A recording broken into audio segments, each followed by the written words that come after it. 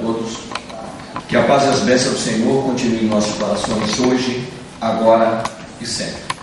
Nós sempre iniciamos um trabalho doutrinário, primeiramente chamando a atenção dos companheiros da importância desse momento que nós estamos passando. É muito importante para nós, cada vez, todas as vezes, em qualquer lugar que nos reunirmos em nome de Jesus, buscarmos ter alegria, esperança e confiança em nossos corações, independente de problemas ou dificuldades que porventura estejamos enfrentando. Por que essa alegria, por que essa esperança e por que essa confiança? É só recordarmos as próprias palavras de Jesus: onde dois ou mais estiverem em meu nome, aí também eu estarei. E temos certeza que mais de dois se juntam a nós em nome de Jesus. E nunca será demais nós pararmos para nos perguntar: o que é que eles vêm fazer aqui? O que é que eles estão fazendo aqui? Primeiramente, não vem aqui para aprender conosco, mas sim para atender às nossas necessidades, estejamos nós encarnados ou desencarnados. Qual deve ser então a nossa postura nesses encontros? Como deve ser o nosso comportamento? Aprendemos a aproveitar a oportunidade que nós estamos tendo, aprendendo a conversar com eles, abrir o coração a eles, falar de alegrias que nós já tivemos, tristezas que já amargamos, vitórias que já conseguimos, derrotas que não conseguimos esquecer, falar daquilo que nós sentimos que ainda precisamos alcançar para vencermos as dificuldades que a vida ainda nos apresenta. Porque dentro das possibilidades que estes nossos irmãos já possuem, e dentro dos esforços que todos nós devemos estar fazendo para merecer a assistência deles, temos certeza de uma coisa: são eles que em nome de Jesus poderão depositar um bálsamo nas feridas que nós ainda carregamos na alma, tanto encarnados quanto desencarnados. Até porque, a bem da verdade, deveria ser sempre pela presença deles que aqui nos reuníssemos, no corpo ou fora do corpo. Então, que nós possamos aproveitar esses momentos que se repetem a cada vez, todas as vezes, em qualquer lugar onde nos reunirmos em nome de Jesus. Vamos aproveitar a abertura da página de hoje, da preparação de ambiente, para até colocar o título do nosso trabalho, que é Cooperadores de Deus. Ela vem bem dentro dessa linha. O Evangelho relata para nós que Jesus, chegando em Jerusalém, ele foi até a porta das ovelhas, e ali ele atendeu e curou um homem que sofria há 38 anos. E a alegação dele era que dizia-se que os anjos moviam as águas daquele lago, e o primeiro que entrasse nas águas ficaria curado. Mas ninguém me leva até lá, Senhor. Quando eu chego, outro já entrou na minha frente, né? É aquela falta de solidariedade que nós temos. Nós somos os mais necessitados. Sempre nós nos colocamos às vezes assim. E Jesus perguntou a ele: você quer ficar curado? Sim, eu quero. Então pega teu leite e vai embora, você está curado. E ele pegou o leite e foi embora, sentiu que estava curado. No meio do caminho, os judeus o encontraram e perguntou: por que você está carregando teu leite se hoje é um sábado? Aquele que me curou me disse: pega teu leite e vai embora. E eu peguei e vim. Quem te curou? Não sei. E aí nós paramos para analisar a primeira lição. Uma pessoa sofre 38 anos, está ali esperando alguém para empurrar ele dentro d'água, ou chegar primeiro dentro d'água, é curado e nem pergunta o nome de quem o curou. Os judeus então perguntou: quem te curou? Não sei. E mais tarde ele encontra-se com Jesus no templo, e Jesus diz para ele: agora você está são, mas não tornes mais a pecar, para que não te aconteça coisa pior. Aí ele foi correndo aos judeus: aí agora já sei quem me curou, foi Jesus. Eles foram para cima de Jesus. Tantos dias para fazer milagre, vai fazer logo no sábado. E Jesus responde: o Pai trabalha sempre, e eu trabalho também. Aos seus discípulos, Jesus um dia estava diante de uma grande multidão, aflita, sofrendo, e narra o Evangelho que aquelas pessoas ali reunidas pareciam ovelhas sem pastor. E Jesus diz aos seus discípulos: vamos pedir ao Pai que mande mais trabalhadores, porque a seara é grande e os trabalhadores são poucos. Nós às vezes temos que nos perguntar: de onde vêm esses trabalhadores? De onde surge cooperadores, que nós estamos aguardando, senão no meio nosso, de muitos de nós. Dentro disso, nós temos que reformar, às vezes, alguns conceitos daquela função que nós temos na nossa relação de uns para com os outros. Nós vamos até colocar aqui uma sequência. Quando nós iniciamos o nosso trabalho dentro do Evangelho, no contato com as lições de Jesus, uma das primeiras que nós encontramos, não sei se dá para vocês lerem daí, são os adversários. Lutam contra. Nós tivemos isso com os judeus.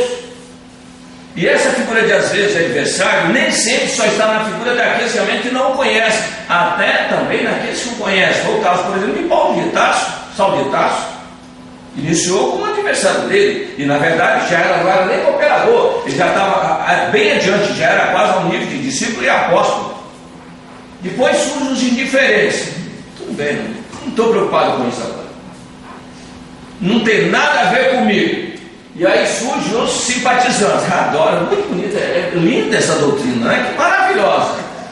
Mas não tenho tempo, né? Eu tenho outras ocupações. Olha, o dia que eu tiver um tempo, eu vou até me dedicar. E aí vem depois os seguidores, que se começam a seguir, aparece, comparece. Normalmente esses seguidores, ou eles estão nas categorias de perseguidores, necessitados, ou desejando conhecer uma nova filosofia.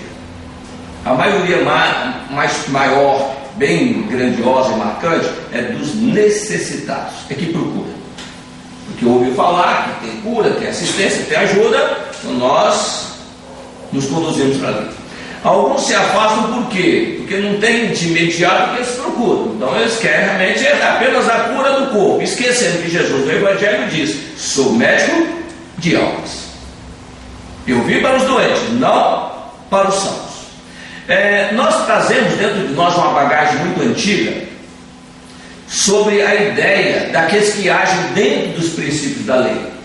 Nós aprendemos, antes de chegar à doutrina até nós, que todo aquele que agisse dentro da vontade de Deus, dentro dos princípios da lei, iriam para o céu. Os que não agissem assim iriam para o inferno. E no céu não íamos fazer nada. Íamos apenas ouvir músicas tocadas pelos anjos e de harpa, que é um instrumento que deve ser bastante difícil tocar, né? Mas o som realmente é bem maravilhoso. E naquele tempo não havia outros instrumentos também, era só a harpa que existia com maior requinte, né? Então nós sonhávamos em ficar ouvindo, sentado nas nuvens, os anjos tocando para nós. Mesmo os que já estavam dentro da doutrina, não se focava, não se localizava no que Jesus diz: o Pai trabalha sempre e eu trabalho também. Vamos pedir ao Pai que mande mais trabalhador. Não está falando comigo, está realmente precisando lá embaixo. Está uma dificuldade muito grande. Onde é que estão os trabalhadores? Emmanuel traz uma mensagem para nós, e nós encontramos o seguinte: quando nós estamos caminhando, andando, conquistando algumas informações, um dos pontos que nos toca muito a sensibilidade é o Sermão do Monte, principalmente no tocante às bem-aventuranças. Nós lemos, às vezes até decoramos, cada um tem uma mais bonita do que a outra, né, dentro da sua concepção, e realmente, às vezes nós passamos até ouvir Jesus dizer: bem-aventurados os pobres de espíritos, porque desses é o reino dos céus. Bem-aventurados que choram, serão consolados. Bem-aventurados os mansos, porque esses herdarão a terra. Eu sou calmo, eu sou manso, eu vou herdar. Eu só me irrito quando me aborrece. Então, repara bem, né? Nós às vezes colocamos a coisa, nós nos encaixamos perfeitamente em todas as bem-aventuranças. Só que esquecemos de verificar, e a doutrina nos passa aí o seguinte: são três posições distintas: a bem-aventurança, o trabalho que o bem-aventurado realiza e a recompensa que ele recebe. São três etapas, não está todas misturadas numa só. E a principal delas é a bem-aventurança. Por que isso? Nós aprendemos que nós não retrocedemos, o Espírito não retrocede. E tudo obedece uma sequência. Vocês vão verificar ali que existe uma sequência. Nós vamos depois explicar, porque nós temos o seguidor, depois o cooperador e depois vem o aprendiz e por último ali o obreiro, porque passou de obreiro, não tem mais que preocupar com ninguém. Aí já está vendo o caminho reto. E a conquista é garantida. Porque se não há retrocesso, não tem como recuar. O Emmanuel, numa das páginas que nos traz no Dia de Luz, ele diz para nós o seguinte: confere Jesus a credencial de bem-aventurados aos seguidores que lhe partilham as aflições e trabalhos. Aí já começa a mudar um pouco, que é justamente o que nós não queremos, participar do trabalho e muito menos das aflições. Mas foi por isso que eu procurei aquele lugar. É por isso que eu busco uma doutrina. Não vamos não esquecer que nós falamos aqui para duas humanidades, encarnada e desencarnada. Gotuso, por exemplo, que é um personagem do livro do André Luiz, ele trabalhou muito tempo na igreja e quando ele chegou do outro lado, ele ficou revoltado. Ele não encontrou o que prometeram a ele. Numa das parábolas de Jesus, ele conta daquela do homem rico, o mal rico, no caso, né? Aquele homem que se vestia de linho, de púrpura, aquele homem que tinha uma vida que todos nós sonhávamos encontrar aqui. Todo dia ele se banqueteava, que não tinha preocupação nenhuma financeira, e amigos toda a volta dele, saúde no corpo físico, tudo isso ele tinha. Apenas ele não cuidava do Lázaro que chegava ali, tinha o corpo todo coberto ferida, e nem migalha dava para o pobre do Lázaro. Apenas os cães que deviam aliviar o sofrimento de Lázaro. Quando os dois morrem, troca-se a posição. E o rico, quando é encontrado na gema, no sofrimento, ele não ergue uma palavra em cobrança porque ele está sofrendo, nem exige coisa alguma para ele, porque normalmente, se somos um de nós vamos começar a dizer: por que eu estou aqui e Lázaro está aí? O que eu fiz de errado? Ele nem questionou. E a importância desse comportamento, que é Jesus que conta a parábola. Então não é alguém que criou uma ideia para colocar sobre a nossa observação. É Jesus que fala sem intermediário. E nas parábolas, justamente a força dela está no recado que Jesus dá a Ele próprio, a compreensão nossa da lei que rege os nossos destinos, os nossos passos. Então, bem-aventurado, nós já percebemos que é justamente o que? Aquele que divide as aflições e também os trabalhos. E o Emmanuel continua: a maioria dos menos favorecidos no plano terrestre, se visitados pela dor, preferem a lamentação e o desespero. Se convidados ao testemunho de renúncia, resvalam para a exigência descabida. É por isso, diz Emmanuel, que existem muitos povos e muitos aflitos que podem ser grandes necessitados no mundo, mas que ainda não são benditos no céu. Essas mensagens que nós temos, o Emmanuel colocou 180 em cada livro daquele, só tem 4 que nós usamos normalmente, né, para a nossa preparação. 180 pessoas, são 720 mensagens. Elas analisadas seria realmente um manancial de orientação para nós nos corrigirmos. Mas nós lemos ela toda, nos preocupamos com aquilo que nos toca mais dentro da nossa visão do problema que eu estou enfrentando. Quando nós começamos a separar as palavras, nós começamos a enxergar aquilo que nós não estamos querendo ver. E sobre esse trabalho que nós colocamos, doação e reação, o André Luiz relata o seguinte fato. Repara bem, nós estamos aqui querendo descansar um dia do outro lado.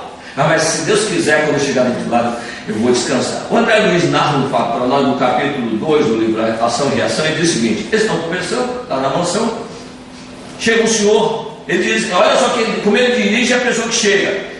Nosso anfitrião ia continuar, no entanto, um velhinho cambaleante.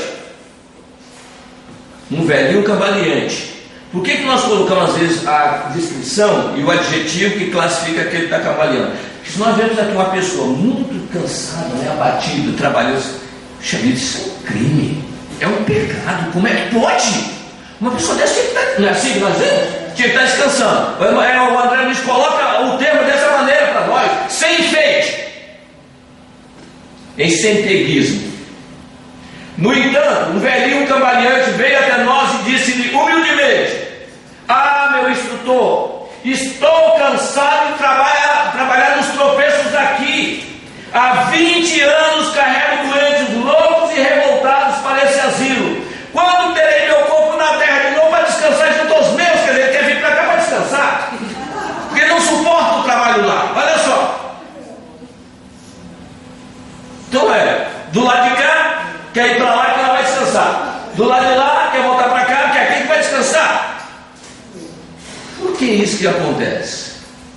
Porque nós não ainda compreendemos a importância do prazer de servir. Esse é um dos problemas. E dentro disso, então nós tiramos essa sequência aqui, pelo menos do aprendiz com o obreiro.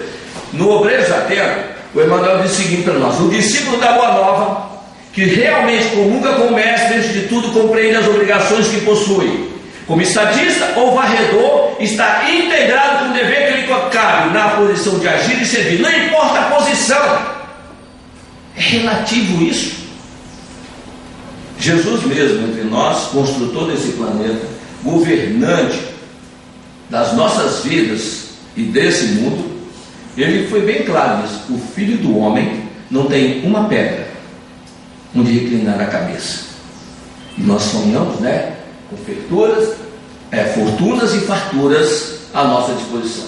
E ele diz: se obedece e não reclama nos trabalhos de qualquer natureza, semelhante seguidor do Evangelho, de aprendiz do mestre, passa a categoria de obreiros. É assim que nós vamos perceber nessa escala de trabalhador. Nós queremos entrar como discípulo ou apóstolo, esquecendo que todo tem uma sequência. Aquele que quiser ser o maior de todos, seja o menor, o servidor daquele que precisa dele. E o serviço, às vezes, não é tão difícil quanto nós imaginamos. Ah, mas onde é que eu vou trabalhar? Com a quem eu vou servir? Nós temos 5 lugares distintos para trabalhar. Em primeiro lugar, a nossa família, a nossa comunidade pessoal. Essa é a primeira. Depois, o local do nosso trabalho comum, onde nós realizamos a nossa atividade remunerativa. E dentro disso, às vezes nós ficamos imaginando: o que eu procuro no meu trabalho convencional que o mundo oferece? Aí eu quero ganhar bem. Às vezes a pessoa quer ganhar bem. Quanto é que paga lá? Ah, não, isso eu já estou ganhando, eu quero que pague mais. Outras, não, o pessoal é como família, assim, como família. Então eu quero realmente estar dentro de pessoas que me acarinham, me dão um consolo. Eu não quero dar, eu quero receber. A diferença é essa, não é que esteja errado não. É que quando nós procuramos um lugar que me acarinha, é porque eu não estou querendo dar, eu estou querendo receber. No meio social, com os nossos amigos, nós deveríamos às vezes estar tentando compreender a falha de um companheiro, o comportamento que ele apresenta, e aí nós às vezes dizemos: eu até gostaria de ir lá no encontro de vocês, mas fulano vai, se for eu não vou. E é justamente aquele, às vezes nós precisamos nos aproximar dele, mas nós não vamos, né? Buscar realmente o pagamento pela utilidade do que eu faço, na satisfação de atender aquele que me procura, é muito difícil nós encontrarmos. Então, e é justamente isso que Jesus procura. E o trabalhador do Evangelho, ele recebe, gente, não pensa que é de graça não. E quem diz que paga é Jesus. O André Luiz falou de bônus horas, mas isso no Evangelho há 2 anos Jesus já falava sobre isso. E foi bem claro ao dizer: todo trabalhador é digno do seu salário. E todo aquele que der um simples copo d'água pura a um dos meus discípulos, por ser meu discípulo, em verdade receberá sua recompensa. Um copo d'água. Nós às vezes queremos dar coisas grandiosas, não, coisa pequena, não precisa ser muita coisa não. Muita coisa. Quando ele diz para nós também, nós falamos sobre a dificuldade: o reino de Deus está dentro de cada um de nós. É gratificante escutar isso, né? O reino de Deus está dentro de cada um de nós. Ele só não complementou, deixou para mais tarde dizer: mas cada um vai ter que construir o seu. E aí começa o trabalho. Ele está dentro de nós, que já nos criou com essa condição, e com a possibilidade de nós também criarmos dentro de nós esse reino. Por isso, não importa onde eu estiver, se eu estiver com o reino desenvolvido, eu me sinto bem em qualquer lugar. E dentro disso, recordamos uma experiência de um companheiro, todos nós conhecemos, eu acho que a maioria conhece, Eurípides Barçanufo. Eurico teve uma experiência que ele nunca relatou a ninguém enquanto ele esteve aqui entre nós. Ele, num sono, dormindo, ele foi arrebatado num plano elevado. E quando ele chegou nesse plano elevado, ele chegou numa região belíssima e viu um ser de costas para ele. E ele, sem ver a figura pela frente, ele imaginou quem seria aquele ser que estava ali realmente meditando. E ele circundou e ao olhar realmente viu realmente, estava certo, era Jesus, e as lágrimas corriam nos olhos de Jesus. E ele perguntou: mestre, choras? Jesus nada respondeu. E ele insistiu: chora por aqueles que são seus adversários, perseguem teu evangelho, não lhe aceitam? E Jesus ergueu os olhos a ele e disse: não, meu filho, eu choro por aqueles que conhecem o evangelho e não cumprem. Ele tomou um choque de tamanho que ele voltou para o corpo imediatamente. E a partir dali, sem falar com ninguém, ele mudou todo o seu comportamento. Repara bem o que é essa situação, essa postura de um servidor. Se é comigo, eu ia contar para todo mundo, pedir para não contar para ninguém. Eu contaria para todo mundo: olha, você não sabe, olha, eu vou falar só para você que você não sabe o que eu sonhei essa noite.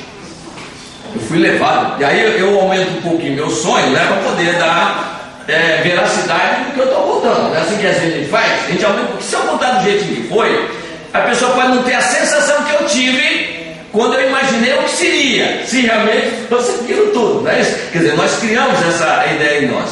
Então, ele não falou com ninguém. Nós só viemos tomar conhecimento disso porque autores espirituais agora, recentemente, publicaram esse ocorrência. E repara bem, e às vezes ele, como professor, dedicou-se aos seus alunos, não só como na doutrina, também no trabalho de professor e orientador. Isso nos faz recordar também uma experiência que eu acho que até já comentamos aqui, aquela professora Thompson, que ela iniciava a turma dela, e ela, quando ela pegou o último ano de uma turma de uma escola, ela disse aos alunos o seguinte: gosto de todos por iguais, são todos como meus filhos, o que eu puder fazer por vocês, podem me procurar que eu estou pronta. Mas ela mesmo diz, na verdade, tinha um aluno que ela não gostava de jeito nenhum dele. Por quê? Ele não tomava banho, chegava na escola realmente perturbando todos os alunos, incomodava a aula. E às vezes ela diz: eu sentia prazer em dar nota baixa para ele. E aquela turma tinha, aquela escola tinha o hábito de o professor iniciava o ano letivo colhendo as fichas dos alunos. Só que ela iniciou, não fez isso logo no início, só alguns meses mais tarde, que ela realmente foi procurar as fichas. E quando chegou na ficha de TED, que era esse aluno, ela colocou por último e foi vendo todos os alunos primeiros. Quando já tinha visto todos, veio a de TED. E ela começou a ter algumas surpresas. A professora do primeiro ano escreveu o seguinte na ficha dele: TED é um aluno excelente, um menino educado, colabora com todos, ajuda, colabora nas aulas. Nós devemos ter um grande aluno saindo dessa escola um dia. A do segundo ano escreveu o seguinte: TED realmente está passando por um momento um pouco difícil. Desde que a mãe dele ficou doente, ele não consegue mais concentrar-se nas aulas. Nós precisamos ter uma atenção especial para TED. A do terceiro ano escreveu o seguinte: após a morte de TED, da mãe de TED, ele não se concentra mais, às vezes é desatento, implica com os colegas. Se nós não tivermos um cuidado com o TED, nós perderemos esse aluno. Quando ela viu essas professoras passando isso, o histórico daquele menino que ela não aceitava de forma nenhuma, ela sentiu uma espécie de remorso dentro dela. E ela recordou-se, um período anterior, alguns dias atrás, os alunos trouxeram um presente para ela, um dia comemorativo, e TED trouxeram, cada um trouxe seu presente embrulhadinho, num cartãozinho bem feito, para entregar para a professora. Ele não trouxe, nesse saco de supermercado antigo que nós tínhamos, né? Ali dentro, um vidro de perfume pela metade e uma pulseira faltando perna. E deu para ela. Quando ela tirou aquilo do saco de papel, foi gargalhada geral na sala de aula. Ela, para quebrar um pouquinho, realmente, o clima ficou de perturbação ao colega, ela então colocou um pouquinho do perfume e também colocou a pulseira, vamos até agradecer muito ao Ted, mas ela vai dizer, não deveria ter dado nada a pedir. Mas após ver essa história, ela começou a relembrar todas as formas como ela agia agressiva com o Ted e resolveu mudar. Na primeira aula que tiveram, ela entrou e Ted logo percebeu o perfume que ele havia dado para ela. Olha, mamãe, ela gostava muito desse perfume e dessa pulseira também, por isso que eu dei para a senhora.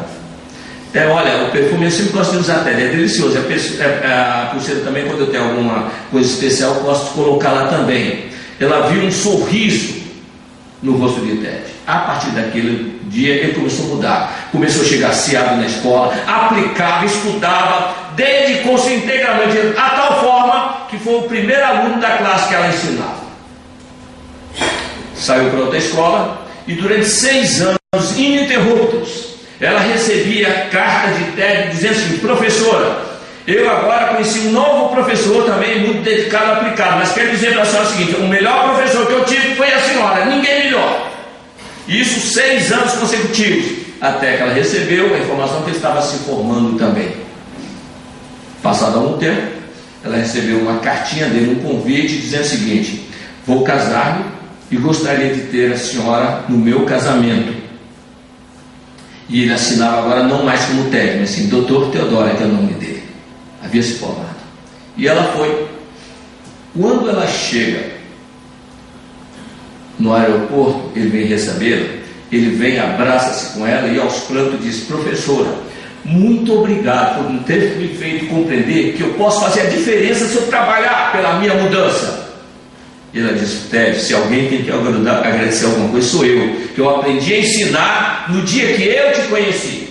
Repara bem, nós às vezes, quando temos nas nossas famílias pessoas que às vezes nos incomodam, dificulta a nossa jornada, nós não queremos saber do histórico que tem atrás. Nós às vezes queremos só cobrar aquilo que nós vemos nesse momento, pelos valores que nós já adquirimos, que já sabemos, mas às vezes ainda não fazemos, mas sabemos cobrar. Então esse é um exemplo que nós verificamos, né? E dentro disso, o Emmanuel falando sobre a cooperação, por isso nós chamamos de cooperadores de Deus, cooperemos fielmente. Deus visita a criatura pela própria criatura. É a lição 48 do livro Fiel de Luz, né, que eu sempre achei interessante essa mensagem. Deus visita a criatura pela própria criatura. E aí diz: há companheiros que atingem o disparate de se proclamarem tão pecadores e tão maus que se sentem inabilitados a qualquer espécie de concurso sadio na obra cristã, como se os devedores e os ignorantes não necessitassem trabalhar na própria melhoria pessoal. Ah não, eu vou fazer o que? Eu não sou merecedor dessa tarefa. Muitos de nós, às vezes, aparentamos um gesto de humildade. Não, eu não sou capaz. Já tentou? Tem vontade? São coisas que nós temos que começar a nos perguntar, porque nós estamos aqui para aprender. E quem diz isso para nós, o livro Missionários à Luz, traz para nós o seguinte: por que nós somos trabalhadores e por que nós podemos fazer? No Missionários à Luz há a seguinte mensagem para nós, dizendo assim: existe um programa de tarefa edificante a ser cumprido por aquele que reencarna, qualquer um e todos, onde os dirigentes da alma fixam a cota aproximada de valores eternos que o reencarnante é suscetível de adquirir na existência transitória. E o espírito que reencarna, ele diz a alguns: o espírito que reencarna retorna à esfera da carne, pode melhorar essa cota de valor e distanciar-se dela, enterrando-se ainda mais nos débitos para com o próximo. É com o próximo, não é conosco não. Nós acabamos nos afundando, porque só existe uma prova para nós, não tem 2 nem 3, é só uma. A prova nossa em relação aos nossos semelhantes. De que maneira? Se eu tenho poder, como é que eu me relaciono com quem não tem?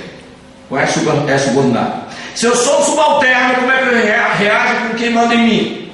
Essas são as provas. Se eu tenho dinheiro, como é que eu ajo com quem é pobre, miserável? Se eu sou muito pobre, carente, como é que eu ajo com quem tem muito? E às vezes esbanja também. Tudo é prova. Não importa a circunstância, a situação, porque nós já vivemos todas elas, ou viveremos aquelas que nos faltam. E o que importa é como é que eu reajo diante da situação, só isso que vale. Não é o que eu penso ou imagino. E todos nós temos condições de auxiliar, porque não há ninguém tão rico que não possa precisar, nem tão pobre que não possa ajudar. Para termos uma noção disso, Jesus deixou no Evangelho, a gente começa a entender algumas coisas mais. E está carregando a cruz e vê um homem egípcio, o sirineu africano. E ele coloca os ombros debaixo da cruz de Jesus e ajuda Jesus a carregar sua cruz até o Monte Calvário. Porque nós dizemos, mas ele foi obrigado a ir. Gente, a doutrina espírita tem recurso para ampliar nosso conceito de raciocínio. Quem estudou, e a maioria de nós já temos conhecimento disso, o início da implantação da doutrina espírita no planeta, nós vimos mesas pesadas sendo levitadas, não vimos? Que seria uma cruz a mais para não. Porque o conceito sempre existiu, o poder sempre houve. Então, se quisesse levantar aquela cruz, levitaria. Assim como levitou as mesas, e hoje parou porque não há mais necessidade. Mas o recurso sempre existiu. Então, se não fez, é porque cada passo, cada palavra, cada gesto tem que ser uma lição para o futuro. Não é para agora ainda não. Mas se nós não conversarmos, vai ficar mais tempo de parar esperando chegar as orientações que nós estamos aguardando há milênios. Como os judeus esperavam chegar o Salvador e o crucificaram. E 2000 anos depois, ainda não conseguem aceitá-lo na integral condição que ele representa. Às vezes pode ocorrer também conosco. Chegam as mensagens, mas não é bem aquela que eu estava esperando. Era outra que eu queria. E dentro disso o seguinte: e todo o plano traçado da esfera superior tem por objetivo fundamental o bem e a ascensão. E toda alma, ele não diz quase, toda alma que reencarna no círculo da crosta, ainda aquela que se encontra em condições aparentemente desesperadoras, tem recursos para melhorar sempre. O que às vezes nós fazemos? Nós pegamos um livro para ler, nós ficamos procurando aquelas partes que tocam só a nossa sensibilidade, percebe? O que chama a atenção nossa, às vezes nós não guardamos muito, mas aquelas pontas que ligam a dificuldade, a superação que a pessoa teve, só que nós esquecemos de olhar o que ele fez para superar aquela dificuldade. Dentro disso, às vezes surge em nós um raciocínio. Quantos de nós não gostariam de fazer o que Jesus realizou? Quantos de nós gostariam? Chega, levanta e anda, e a pessoa levanta e anda. Eu quero que veja a pessoa enxergar. Só que nós não somos capazes de fazer o que a Cananita fez, correr atrás dele e pedir: Senhor, tenha pena de mim.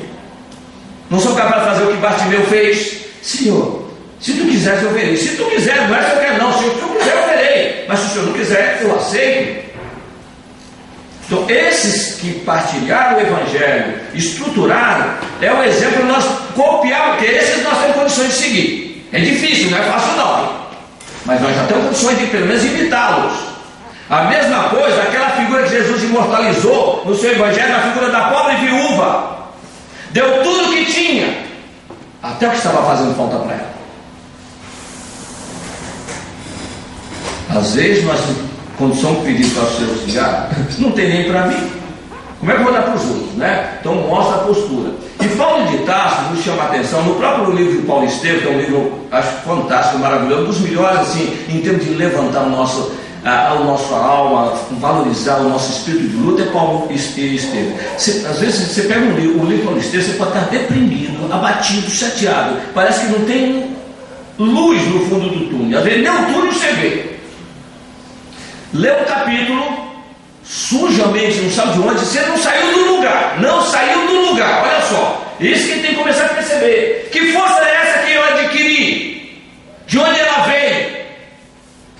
Que às vezes quando nós estamos abatidos, é medicação, alimentação, cada dia não é que reage, né? Aí vai reagir ao corpo, mas a centelha, e aí que nós compreendemos a importância de que a matéria alimenta a matéria e o espírito alimenta o espírito. Então Paulo de Tarso, nós sabemos aquela perseguição que ele fez, ele ficou mais quase 6 anos e meio, 7 anos quase, afastado das lides do Evangelho, desde o momento que ele se converteu. Simão Pedro mandou ele ir para Tarso, fica lá uns tempos, depois de 4 anos e pouco ele foi mandado ser chamado lá por Barnabé. Só aí mostra para nós o que é realmente a submissão do trabalhador. Aguardar o chamado, estar preparado para o chamado, mas quando chama, não fica dizendo, não, quando eu queria você não me chamou, né? Às vezes você convoca um trabalhador, não, o que ele tem que fazer aí? Não, nós estamos precisando aí dar uma varridinha, arrumar o banheiro. Não, mas se não tem uma coisinha melhor para mim, né? Escolhe. Ou então é o seguinte, olha, não, tá bom, na hora que tiver um trabalhinho, te chamo para você cooperar conosco. Tá bom. Passa um ano, passa 2, passa 3. Aí diz, olha aquele trabalho, ele está continuando vendo a reunião, né? Vem cá, você não gostaria, aquela vez que você se oferece, não, agora eu não posso, também não foi, né? É o revanchismo que às vezes nós apresentamos. Paulo de Tarso, ele chegou a primeira, olha só, o retorno deu só para ele ver o que é o servidor real. Depois de quase 2 anos afastado, já convertido por Jesus, ele volta, a primeira coisa que ele faz é procurar a casa do caminho. Só que ele está doente, pobre, abriu mão da receita que ele tinha como doutor da lei, perdeu a herança do pai, com a ajuda do pai, perdeu os amigos todos, ninguém estava do lado de Paulo, mas ele estava do lado de Jesus. Olha a diferença. E ele chegou lá, e ao quebrado, ele era um atleta, Paulo de Tarso, ele tinha 30 anos, gente. Quando ele chegou na casa do caminho, um rapaz, solteiro ainda, ele praticava esportes. Quando ele bateu na porta da casa do caminho e Prócoro veio atender, ele pergunta, Simão Pedro está? Daí o Prócoro vai ver e diz, se tiver, diga a ele que é Saulo de Tarso que vem em nome de Jesus falar com ele. Prócoro tomou um susto, porque ele viu o Saulo no dia que ele veio a primeira vez e prendeu Estevão, era um atleta, ele estava vendo agora um mendigo, um pobre, ao quebrado, doente, febril, corpo tremia. Ele só foi lá, quando ele deu a notícia, estava Simão Pedro, Tiago, Barnabé e João. Um raio não tinha causado maior estrago na hora que deram a notícia. E aí começou a discutir. João e Simão Pedro, favorável a receber Saulo de Tarso ainda. Mas Tiago de jeito nenhum. Mas não queria de forma alguma. E Barnabé, que não conhecia muito a história, ficou bem diferente naquela situação. Mas, naquela discussão toda, aí o Simão Pedro virou-se para Prócoro e disse, Prócoro, volta a Saulo e diga a ele que no momento nós estamos muito ocupados, não vai dar para dar atenção a ele, mas que ele volte amanhã, que amanhã ele será atendido. Ele disse, não importa o que a gente decidir, ele vai ser atendido amanhã. Aí Prócoro vai saindo com o recado de Simão Pedro, e aí ele volta e diz, e Simão, e se ele não voltar? Simão olha para a porta, se ele veio em nome de Jesus, ele volta. Se ele veio em nome de Jesus, ele volta. Muitas vezes nós procuramos as coisas em nosso nome, nossa vaidade, nosso orgulho. Quando nós procurarmos em nome de Jesus, nós passamos por cima de tudo. É aí que está a marca de nós ter realmente encontrado o caminho que nós temos que seguir. E ele voltou no dia seguinte.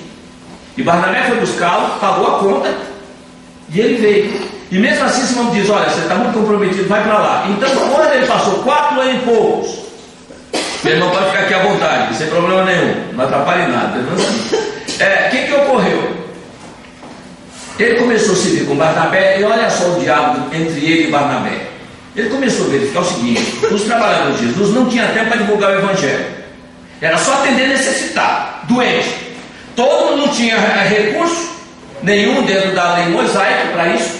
Então a casa do caminho virou realmente um hospital em grandes proporções dali. Então ninguém mais, depois de Estevão, divulgava mais o Evangelho.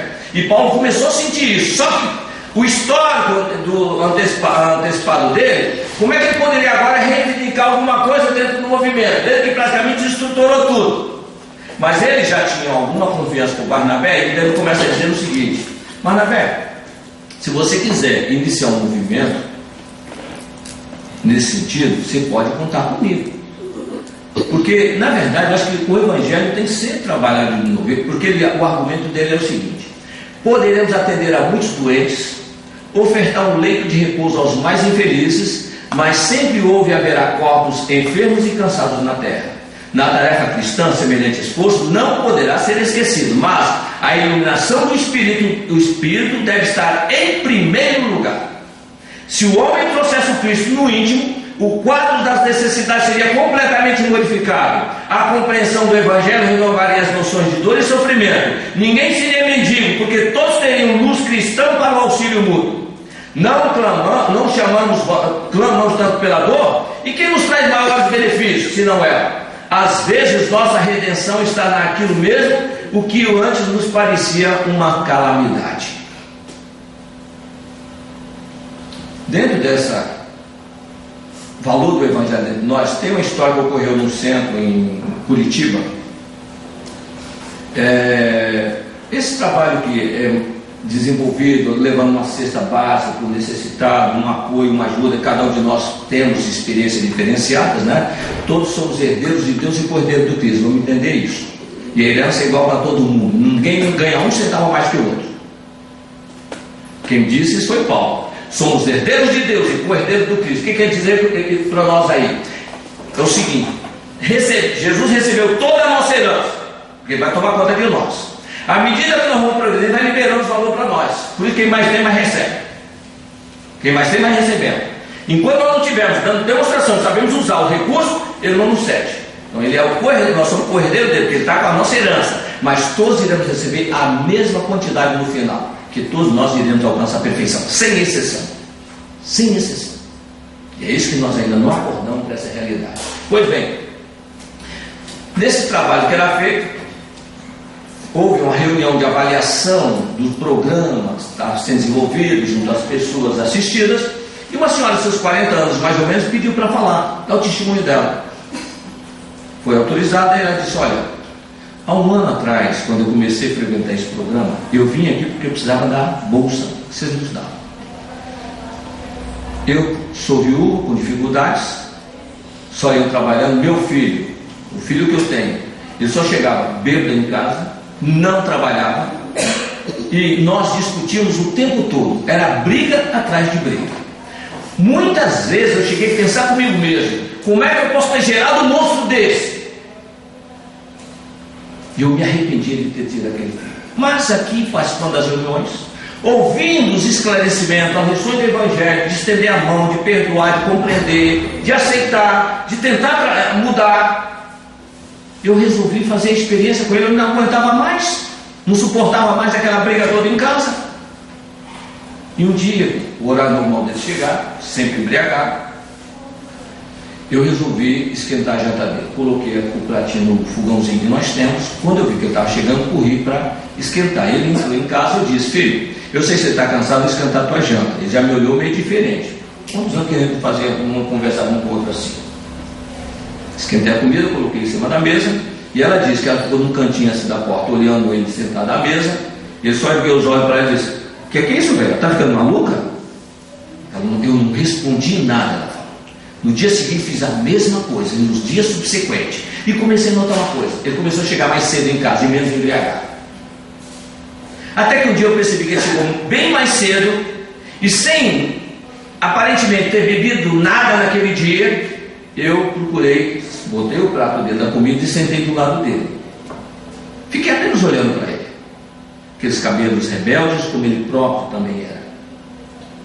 Ele levantou os olhos do prato da comida, olhou para mim e disse: mãe, isso não é vida. A senhora trabalhando, eu desperdiçando a minha vida e a sua também. E ele começou a chorar. Eu passei a mão nos seus cabelos rebeldes e também chorando. Nós começamos um diálogo que há muitos anos não fazíamos. E ela diz: hoje eu tenho certeza de uma coisa: mesmo que falte o prato de comida em cima da mesa, nós não brigaremos mais, porque existe respeito e diálogo entre nós. Essa iniciativa não é nova, ela é antiga, e é dentro daqueles personagens que nós falamos que Jesus partilhou a experiência com Jesus.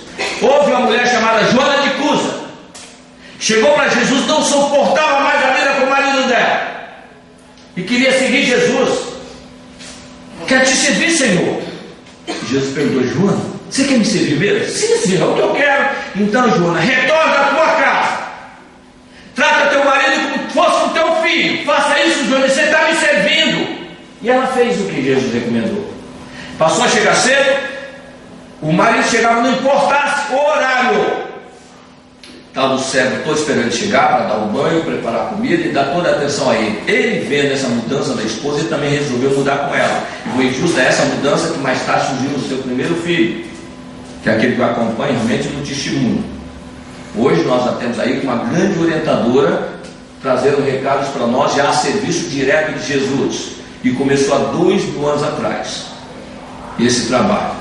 A pergunta é, será que nós não temos menos de 2000 anos em contato com o Evangelho também de Jesus? Acho que nós temos que começar a rever as nossas iniciativas de mudanças dentro de nós. Realmente, nós vemos nas páginas, todos nós somos muitos necessitados. Somos necessitados, mas não incapacitados. Isso nós temos que aprender. Podemos ser necessitados, mas não incapacitados, porque nós trazemos a chama divina dentro de nós. Ninguém é diferente de ninguém na essência, gente. Pode ser diferente no comportamento. Então são essas coisas que nós vamos começar a ver. E dentro de um trabalho de equipe, que nós separamos um serviço aqui, é uma mensagem do Dr. Vicente Menezes traz para nós. O Emmanuel fala para nós sobre servir com prazer, diz o seguinte: chamados para servir, quantos de nós temos alegado até agora insuficiência, falha, defeito ou incapacidade, tentando justificar a própria omissão? Curioso pensar, porém, que o Evangelho do Senhor não nos convida para exercer o ministério dos anjos, não, e sim nos solicita engajamento para desempenhar o papel de servidores. É que servidor, cooperador. Depois vamos ser aprendiz. Não é para fazer o trabalho dos anjos. Ele diz, por que querem as grandes tarefas se não faz as pequenas, ele diz no Evangelho? Porque querendo pouco, está ganhando muito. É começar, né? Então, dentro disso, o Dr. Vicente Menezes traz uma mensagem para nós, que diz o seguinte: um grupo espírita é uma equipe de Jesus em ação, em que somente o propósito do Mestre Divino prevalece. Procuremos no trabalho que o Senhor nos reserva a posição de serviço que nos é própria. Nem queixas, nem exigências, nem deserção, nem exclusivismo. Não nos esqueçamos que somos os braços do Senhor em serviço dele, e aceitando a nossa posição nesse clima de fraternidade e interdependência, ante a supervisão divina, estejamos convencidos de que, como equipe do Benfeitor Eterno, estaremos concretizando o seu excelso programa de luz e de amor. E nós complementamos uma mensagem de outra página dele, na sequência dela, quando ele diz o seguinte: às vezes nós outros, os companheiros encarnados, em solicitando serenidade e confiança aos nossos amigos em lutas e dificuldades na terra, podemos parecer bombeiros tranquilos, exortando paciência aos irmãos que sofrem da tensão de alta de incêndio. Mas não é bem assim. Somos companheiros da mesma construção, colega da mesma causa. Ele se coloca como colega nosso. E às vezes nós perguntamos, por onde eu começo? Por mim. Ninguém pode começar por ninguém enquanto não começar por si mesmo. Isso está inserido naquele próprio ensinamento de Jesus. Respondeu aquele fariseu que lhe perguntou: mestre, qual o maior mandamento da lei? E Jesus, essa passagem está em 3 evangelhos, Marcos, Mateus e Lucas. Marcos e Mateus, Jesus responde. Só que em Lucas, que escreveu o evangelho 20 anos e 20 e tantos anos mais tarde, pesquisando nas pessoas, não é Jesus que responde. Jesus devolve uma pergunta ao fariseu, e quando ele pergunta: mestre, qual é o mandamento da lei? Jesus pergunta a ele: o que está escrito na lei? O que lês nela? Ou seja, isso serve para nós. O que está escrito, como é que nós entendemos? Como é que nós lemos? Como é que nós compreendemos as mensagens para nós, espíritos imortais? Não homens perecíveis, mas espíritos imortais que somos. Que o homem é temporário. Espírito imortal é imortal, já diz o Pai. Não tem fim. Então, as lições são para esse ser, que somos nós, ainda no corpo. Então, Jesus faz uma pergunta ao fariseu. E dentro desse aspecto, veja bem o que o fariseu respondeu: amarás o Senhor teu Deus de todo o teu coração, de todo o teu entendimento. Esse é o primeiro e grande mandamento. E o segundo semelhante ao primeiro é: amarás o teu próximo como a ti mesmo. Jesus diz: faça isso e viverás. Vamos reparar na ordem que Jesus coloca: amar a Deus sobre todas as coisas e ao próximo como a ti mesmo. Jesus, como está numa posição já de entendimento disso, começa de cima para baixo. Como nós estamos na parte de baixo, nós temos que começar de baixo para cima. Primeiro nos amar. O nosso passar vai nos amar, ter prazer de existir, de viver, de realmente estar participando de uma experiência de aprendizado, que tudo é um aprendizado para nós, tudo. Nós começamos a sentir realmente que nós não estamos sós. Aqui o Emmanuel falou que temos cuidado com duas coisas: desespero ou revolta. A revolta é a reação que nós temos achando que está tudo errado. A lei tem que ser refeita. Está tudo certo. A lei é imutável, não se mexe na lei, muito menos na vontade do Criador. Então, se alguém tem que mudar, somos nós, até no entendimento dela. Então, em primeiro lugar, a revolta é o inconformismo diante das coisas que nos acontecem. E o desespero é achar que nós estamos sozinhos, não tem ninguém conosco, ninguém nos apoiando. Nós estamos numa casa, por exemplo, aqui presente. Vamos voltar um pouquinho antes, quando nós falamos aqui da mensagem do Dr. Bezerra Menezes, do bombeiro, que ele chama a atenção. Não sou bombeiro. Nós tivemos agora recentemente aí um trabalho com os bombeiros sendo realmente chamado de evidência, não é isso? Pelas lutas que ele estava. E nos ocorreu o seguinte: uma história de uma mãe que tinha um filho de 3 aninhos, que ele, quando ele era pequeno, ele dizia assim: mamãe, quando eu crescer eu quero ser bombeiro. E com 6 anos de idade ele estava no hospital, e a direção do hospital chamou essa mãe para dizer o seguinte: mãe, seu filho não tem 15 dias de vida, ele estava com leucemia. Não passa de 15 dias, mãe. Ela pegou, sabendo da situação, foi até um quartel próximo ao hospital, conversou com o comandante do corpo de bombeiro e disse: olha, meu filho está com 6 anos, quando ele tinha 3 anos ele sonhava ser bombeiro, será que não daria para você mandar um soldado lá para fazer uma visita a ele, que faria ele muito feliz? Aquele comandante olhou para aquela mãe, entendeu, sensibilizou-se com o que ela esperava que o filho tivesse alegria nos seus outros momentos e disse: mãe, podemos fazer muito mais do que isso. Na próxima quarta-feira, mãe, nós vamos passar lá no hospital, recolher seu filho. Ele vai passar um dia inteiro aqui conosco no quartel. E se a senhora não der a altura, o tamanho dele, nós preparamos uma farda com bota, distintivo e capacete. Ele vai sair um bombeiro inteiro do quartel, lá no hospital. E aquele menino passou um dia maravilhoso no quartel, fazendo atendimento, socorro, foi entrevistado na televisão, tanto assim que dos 15 dias que os médicos imaginavam que ele aguentasse, ele aguentou mais 3 meses, 90 dias. Até que um dia a enfermeira ligou para a casa da mãe e disse: mãe, vem para cá que ele não passa dessa noite. Ela, vendo a alegria que o menino teve naquele dia, ligou para o quartel e disse: comandante, aquele menino que passou aquele dia ali no seu quartel, ele não passa dessa noite. Sabia? Ele só fala em vocês. Daria para mandar um bombeiro aqui para apenas rever. Um dos companheiros que fez aí, o comandante de novo disse: enfermeira, podemos fazer muito mais do que isso. Em 5 minutos estaremos aí. E por favor, avise quando ouvir as sirenes do hospital tocando. Não é nada de anormal para o hospital, mas apenas a corporação local visitando um dos seus internos, um dos seus soldados que aí está internado. E por favor, enfermeira, deixe a janela do quarto dele aberta. 5 minutos depois, as sirenes a pleno vapor, o carro encostou, a escada Magiro foi alçada pela janela, 14 bombeiros subiram pela escada, e um a um ia entrar no quarto e cumprimentando o menino, e com a aquiescência da mãe, beijava o garoto ali na caminha. Por último, subiu o comandante, bateu continência, postou-se ao lado dele, e ele com aquela vozinha sumida perguntou: sou mesmo um bombeiro de verdade? Sim, filho, você é um dos melhores que nós temos. A criança fechou os olhos e partiu. Nós vemos aí um profissional que, além de responder pelas vidas do lado de cá, às vezes dá vida para nós chegarmos do lado de lá. Nós aqui, quando começamos os nossos trabalhos, e cada vez que aqui nós comparecemos, tem muitos irmãos nossos aqui que nos acompanham todo dia, estão sempre presentes aqui conosco, conhecem toda a nossa história, tem nossa história, e cada vez que nós pedimos a eles alguma coisa, a resposta deles para nós é: filho, posso fazer muito mais do que isso.